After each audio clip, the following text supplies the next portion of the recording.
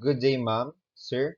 Today, I will report my chosen research paper entitled The Role of Lipids in Lipoproteins in Atherosclerosis.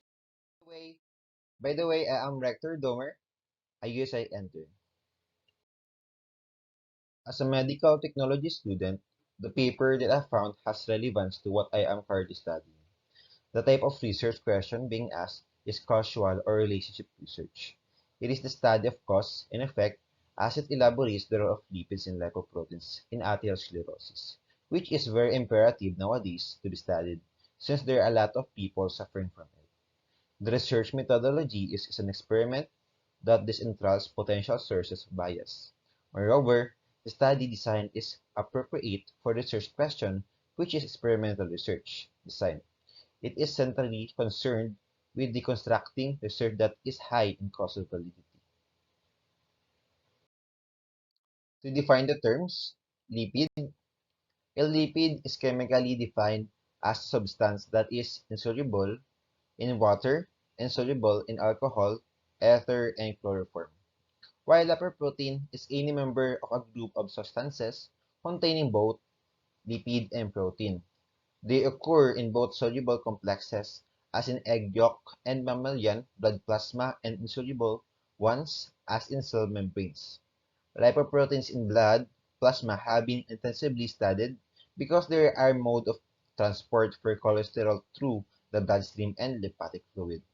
Lastly, atherosclerosis refers to the build-up of fats, cholesterol, and other substances in and on your artery walls, which can restrict blood flow.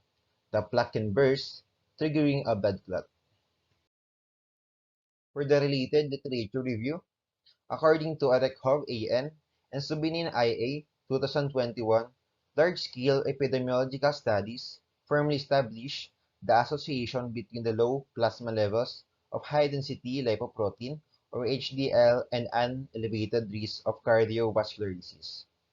This relationship is thought to reflect the key biological function of HDL, which involves reserving cholesterol transport from the arterial wall to the liver to further excretion from the body.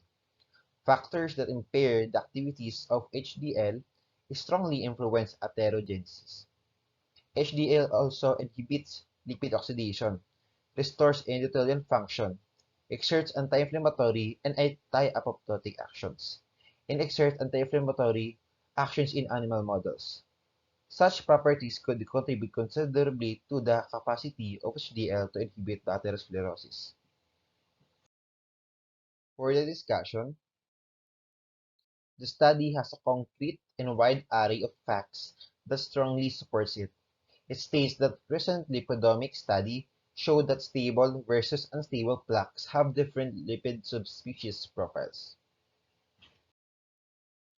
Stable plaques have increased cholesterol ester-containing polyunsaturated fatty acids, which contribute to oxidation, thus formation of atherosclerosis. The cholesterol ester-containing polyunsaturated fatty acids are decreased in unstable plaques compared to stable plaques of the same subjects. Also, a potential indicator, apolipoprotein E deficient mouse, has been used to study the mechanism of atherosclerotic lesion development, and bone marrow transplantation studies became the medium to determine the role of macrophage apolipoprotein E in lipoprotein metabolism. As a result, transplantation of apolipoprotein E mice with wild-type bone marrow resulted in the normalization of plasma cholesterol levels and protection from the atherosclerosis.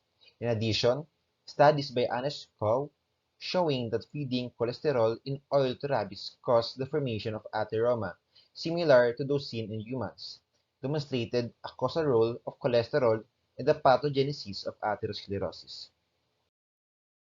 The study protocol was described in enough detail, correlation of different possible causes explained properly by its pathophysiology with tables and data gathered from experiments with enough number of respondents. To dig deeper, independent comparisons against a gold standard for detection of atherosclerosis were not entailed, as the coronary angiography, also called cardiac catheterization, is a minimally invasive study that is considered the gold standard for diagnosing coronary artery disease. But the study performed well in explaining the levels of LDL-C, ApoB100, and HDL cholesterol, and LDLP as markers for atherosclerotic cardiovascular disease risk, which is significant for the study and also elaborates thoroughly the inverse relationship between HDL-C levels and the risk of cardiovascular diseases. In conclusion, the study has potential benefits and harms. In clinical outcome trials, there were randomized controlled clinical trials that suggested that increasing high-density lipoprotein C levels 1 mg per deciliter or 1% reduces mortality from cardiovascular by 3 to 4%, which proves that potential benefits of it.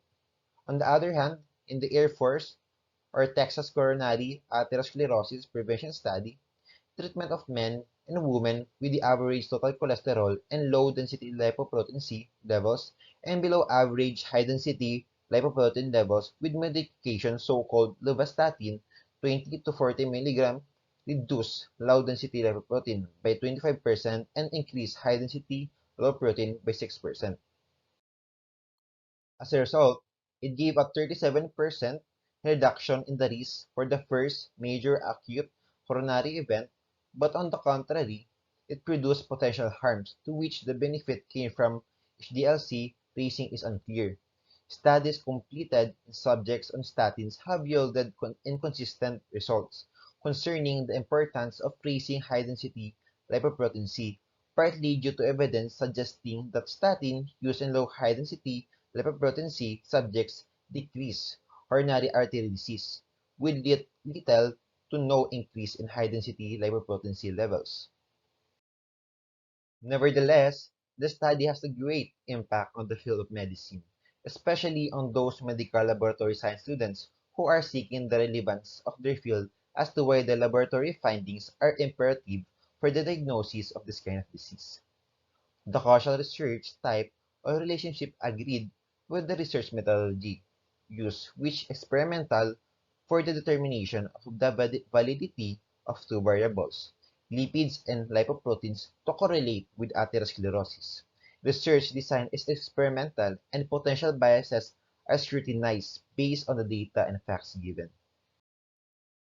Furthermore, the study is great, which gives a thorough explanation and benefits, but a minimal flow was sought. Indeed, cardiovascular diseases prognosis is alarming, and the mere fact that it has no cure but only treatment can bring fear and anxiety. That is why professionals or even students who are in the medical field should have enough knowledge to proliferate to other people the basic background of this disease, how to avoid it, and the importance of healthy living to sustain life without any cardiovascular diseases. And these are my references: https://ncbi.nlm.nih.gov/books/nbk343489. Also, https://www.mdpi.com journal/biomedicines special issues/lipids lipoproteins atherosclerosis. For the last slides, I have this picture. This picture is worth 1,000 words. So an apple a day keeps the doctor away. Thank you very much for listening. Stay safe. God bless.